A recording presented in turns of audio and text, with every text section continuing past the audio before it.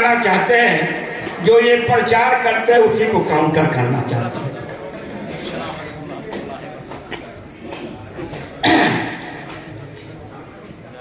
पहली बार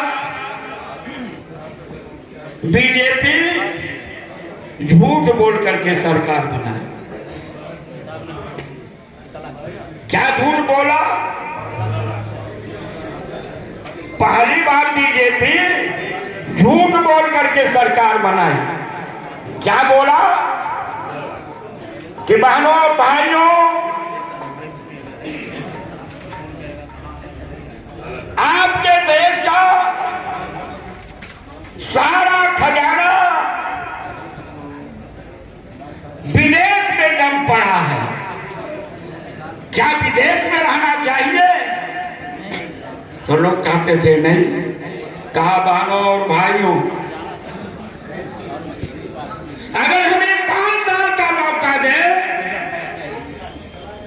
तो हम विदेश जाएंगे, सारा धन लाएंगे और सबके खाते में 15-15 लाख रुपया पहुंचे।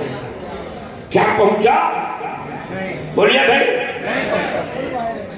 और ये माता बहने धकाधक एक चला दिया था जनधन योजना। धकाधक खाता खुलवाना शुरू कर दी कि 15 लाख आएगा, खाता नहीं रहेगा तो कहाँ आएगा? मिला नहीं, और जो अपना था चला गया कहा जनधन योजना में। दूसरा नारा दिए। दूसरा नारा क्या दिए कि बहनों और भाइयों, आपका बेटा बीए करके, एमए करके, एलएलबी करके, डीलिंग करके क्या सड़क पे घूमे? तो लोग कहते थे नहीं। कहा बहनों और भाइयों, अगर 5 साल का मौका हमें दे तो हम हर साल 2 करोड़ लोगों को नौकरी देंगे। कितना? 2 करोड़। 12 साल बीत गया। 12 गुना 24 करोड़ का भर्ती हो जाना चाहिए था, और भर्ती 2400 की नहीं। क्यों नहीं हुई?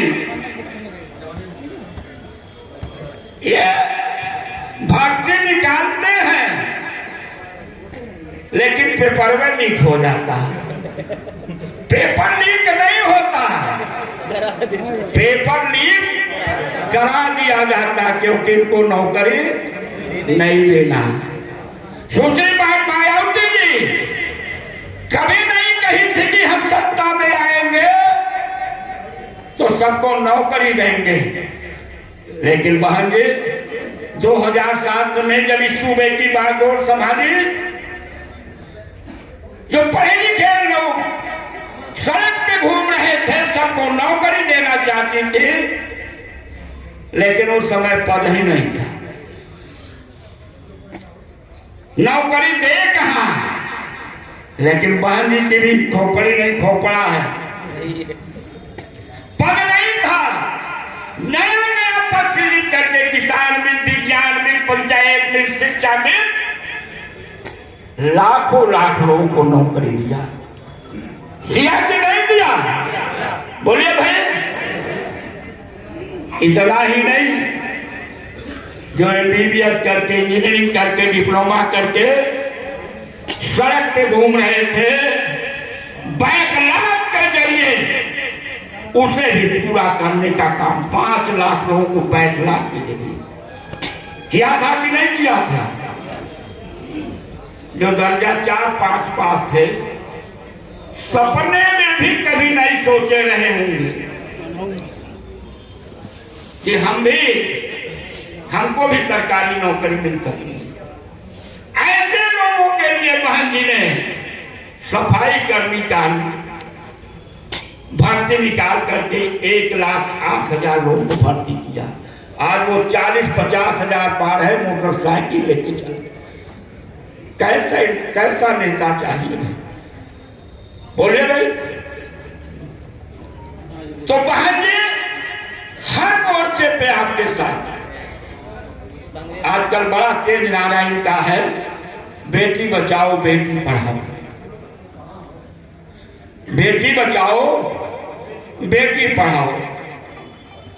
क्या नारा देने से बेटी बच जाएगी? बोलिए। और ये बेटी बचाओ नारा क्यों दिया गया? बेटी बचाओ नारा क्यों दिया गया? हालांकि यह नारा अपना था, लेकिन प्रचार करना नहीं दिया गया। बेटी बचाओ नारा क्यों दिया गया? इस नाते दिया गया, आजकल नया नया तकनीक चल गया है। पहले मालूम हो जाता है कि पेट में बेटी है कि बेटा है।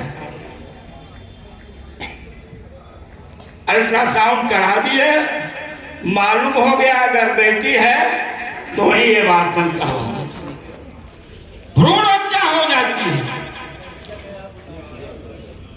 सूत्रेबान मायावती जी ने कहा कि बेटी का नाम सुनते, अब यही महिलाएं बैठी है ना, महिलाएं क्या आप लोग पुरुष सबसे ज्यादा। अभी यही कौन मोहल्ला है, बड़े वन में अगर किसी के घर 2 बजे लड़का पैदा हो जाए तो मोहल्ला ही नहीं पूरा जवान जान जाएगा कि फलाने के यहाँ लड़का पैदा हुआ। कैसे जान जाएगा? जैसे पैदा हुआ तैसे ये माँ बहने सोहर गाना शुरू कर देती, पटाखे फूटने लगते हैं, बधाइयां बजने लगती है। और इसी बड़े वन में अगर 2 बजे दिन में किसी के यहाँ लड़का पैदा हो जाए, बगल वाला भी नहीं जान पाता। और अगर कोई पूछ ले बगल के, कहो काका का भाई लड़की पैदा है,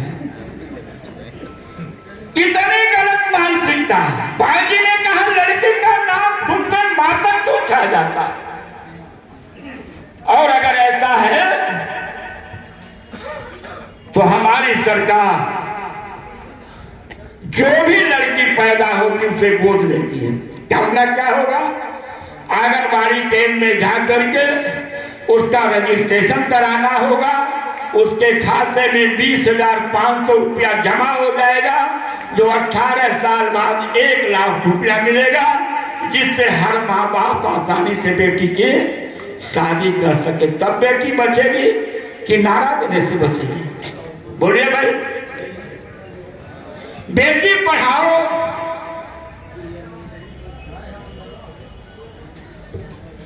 वजीफा इन्होंने बंद कर दिया। उच्च शिक्षा वाला स्कीम अखिलेश यादव ने बंद किया था।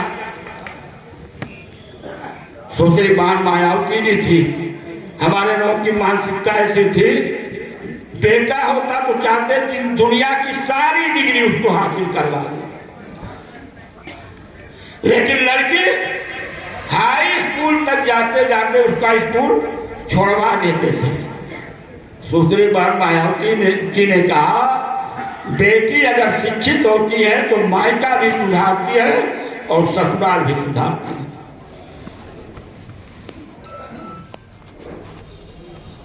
और बेटी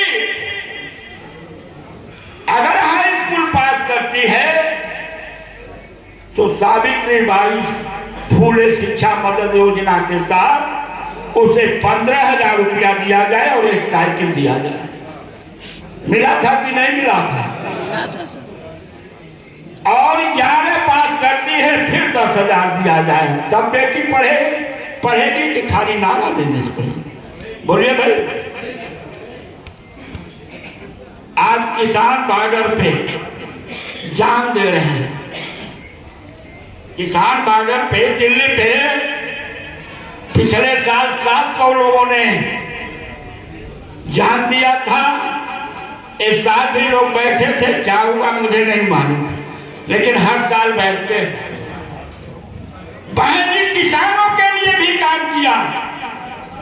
बहन जी ने एक बिल लाया, कहा कोई सरकार किसानों का जमीन जबरिया नहीं अधिग्रहित कर सकती। कब जमीन अधिग्रहित करेगा? जब 70% किसानों की सहमति हो और 70% सहमति होने के बाद सर्किल रेट का 4 गुना मुआवजा दिया जाएगा, तब वो जो है अधिग्रहित कर सकते हैं। आप देख लीजिए, हमारे यहाँ जेल बन रहा था, जिसका 2 हिस्सा निकला, बगल में जाके 2 बीघा खरीद लिया। सिद्धार्थ नगर में हमारा एक कार्यकर्ता था, उसके मकान में कार्यालय था, वो ओवरब्रिज बन गया। बहुत साथी देखे रहे होंगे, वो कार्यालय के ऊपर ओवरब्रिज बन गया, उससे इतना ज्यादा मुआवजा मिला कि 20 बीघे का एक प्लाट वो खरीद लिया। ये किसकी देन है? ये सुश्री बहन मायावती जी की देन है। अन्याय अत्याचार रोकने के लिए एसटीएफ का निर्माण पहले ने किया था, और पहला एसटीएफ जो है इंचार्ज अमिताभ यश था, जो आपके संत कबीर नगर में एसपी रह चुका, इस समय एडिशनल डीजीपी। ये जो एम्बुलेंस देख रहे हैं, जो फोन हो जाता पहुंच जाती है, ये हमारी सरकार की देन है। 3-4 महीना पहले इलेक्शन हो गया, इस नाते वो लॉन्च नहीं हो पाया और उसका लाभ दूसरे लोग उठाए। उसी में तो बाबू सिंह कुशवाहा जेल काट रहे हैं, क्योंकि हमारी सरकार ने एम्बुलेंस खरीदी थी। तो साथियों, हमें आपको फिर से जंगे आजादी की लड़ाई लड़नी है। फिर से हमें जो है कहकर देना होगा, लोगों को समझाना होगा, आपस में भाईचारा पैदा करना होगा, गांव-गांव जाकर के जोड़ने का काम करना होगा। वो दौरे गुलामी थी, ये दौरे गुलामा है। वो दौरे गुलामी थी, ये दौरे गुलामा है। शीशे की अदालत है, पत्थर की गवाही है, और कातिल ही मुहाफिज है, कातिल ही सिपाही है।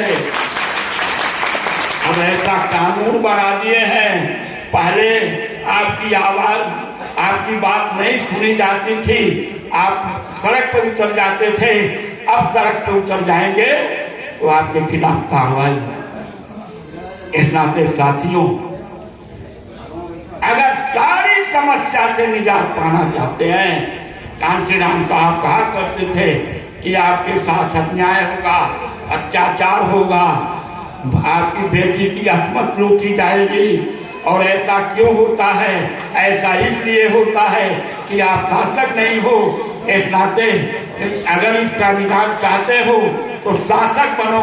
शासक बनने के लिए आपस में भाईचारा पैदा करके, संगठित होकर के काम करना होगा। इन्हीं बातों के साथ आप सबके प्रति आभार प्रकट करते हुए, धन्यवाद देते हुए हम अपनी बात समाप्त करते हैं। जय हिंद, जय भारत, खुदा।